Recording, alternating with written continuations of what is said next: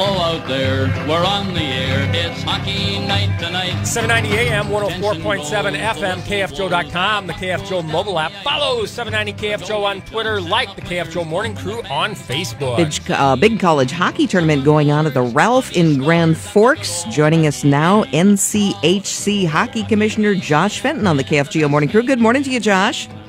Good morning to you guys. How's everything going in Grand Forks? Everything's going great. I mean, we're through our quarterfinal round, which started on Friday. We had 2 games Friday, 2 games Saturday. That completed our quarterfinal round.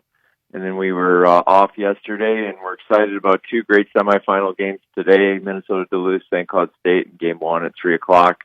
And then the University of Denver takes on the University of North Dakota at 8 o'clock tonight. And then we'll have a championship game tomorrow. But all in all, it's been a great experience and a good deviation from what we normally would do at this time of the year. Josh, now I'm not a great hockey history, especially when it comes to the NCHC, but were you commissioner when the Frozen Faceoff landed at the X down in St. Paul? Yes, I've been the commissioner since the summer of 2013. So I was there when we first hosted it at the Target Center and then moved it over to Xcel Energy Center. And that was the fall of 2018. And this year at the Ralph, how did that transition go? It went great. You know, it was somewhat necessitated due to the circumstances of our environment and COVID. You know, ultimately we would our membership prefers that we would have a tournament where our quarterfinal round is a best of 3 on the campus sites where the top 4 host the bottom 4 in the standings. And then those winners moved to the Frozen Faceoff at Xcel Energy Center in St. Paul. But just given the circumstances, we didn't want to put teams into travel mode in the quarterfinal round and then into St. Paul. Plus the fact that at the time when we needed to make some decisions, the amount of people that were allowed into the venue at Xcel Energy Center was limited. And so we needed to do something different. And so we went to a single elimination in the quarterfinal round and semis and championship. And we're very thankful to the city of Grand Forks, Ralph Engelstad Arena, and obviously the University of North Dakota for stepping up and hosting it for us. NCHC Commissioner Josh Fenton joining us here on the KFGO Morning Crew. In terms of the crowd you would normally see, say, at the X compared to at the Ralph, is there a lot of energy missing? Actually, we've had quite a bit of energy, I thought, through the first couple of games. I think people have to keep in mind that there's a good handful of our teams that really haven't played in front of anybody all year. And so, you know, I think about St. Cloud State, Minnesota Duluth, who will play this afternoon. Their games over the weekend were really the first games with any substantial amount of fans. Now, in comparison to what we normally have at the Frozen Faceoff, obviously we're significantly below that, but we're only selling upwards of 3,000 tickets per game. And for the North Dakota game, we were basically right at that number. And for the other games, we were right around 2,000, maybe a little bit over. So, you know, the energy has been great. And normally, to answer your question, Bonnie, normally we would be around 11 or 12,000 at Xcel Energy. Sure. We have UND and Denver on the mighty 790 and 104.7 tonight. Pregame starts at 7:30, dropping the puck at 8 o'clock. We started off in the pod in Omaha. What have you taken from what you learned at the pod and brought that to the Ralph, Commissioner Fenton? Yeah, I think the biggest thing is probably the testing protocol. So when we created the pod, which we felt like was the only way to start our season successfully, one of the things that we had to create was a testing protocol, and that took quite a bit of time.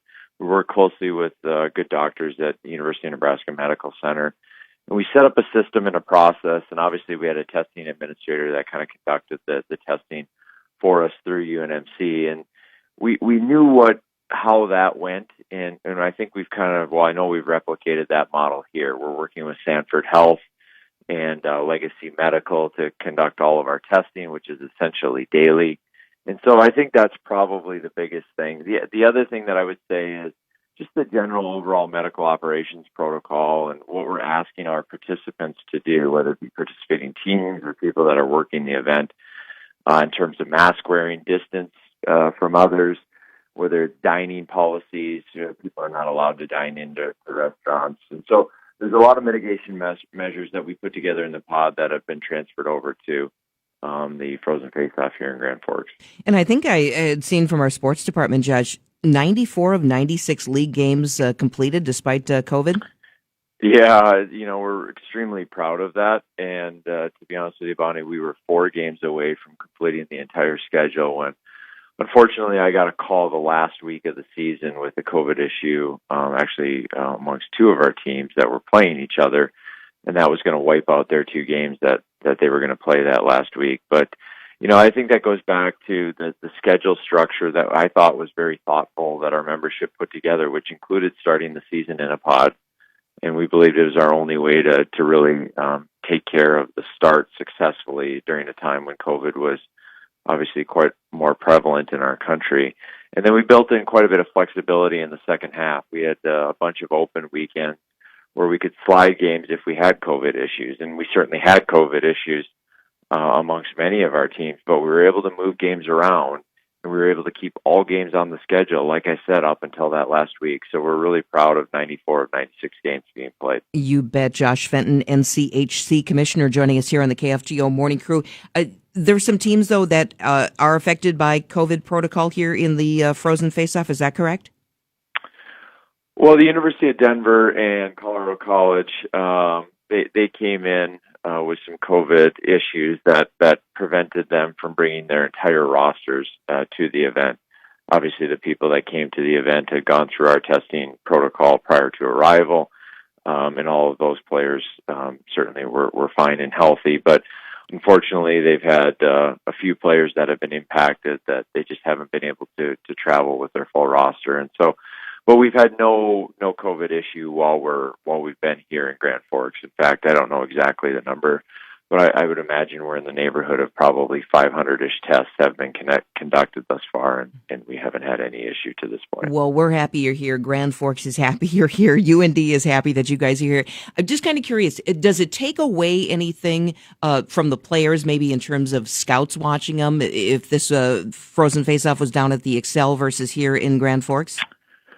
That's a great question. I know that we've had scouts here. I don't know if we've had less scouts here because it's in Grand Forks versus XL Energy Center. Scouts, if they want to go watch players, they will go wherever.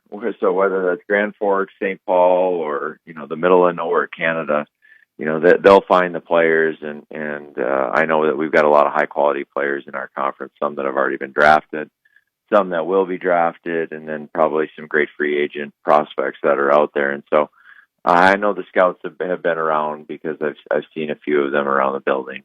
Sure. Yeah, they're already on their radar, like you say. Well, Josh, thanks for your time this morning. We sure appreciate it.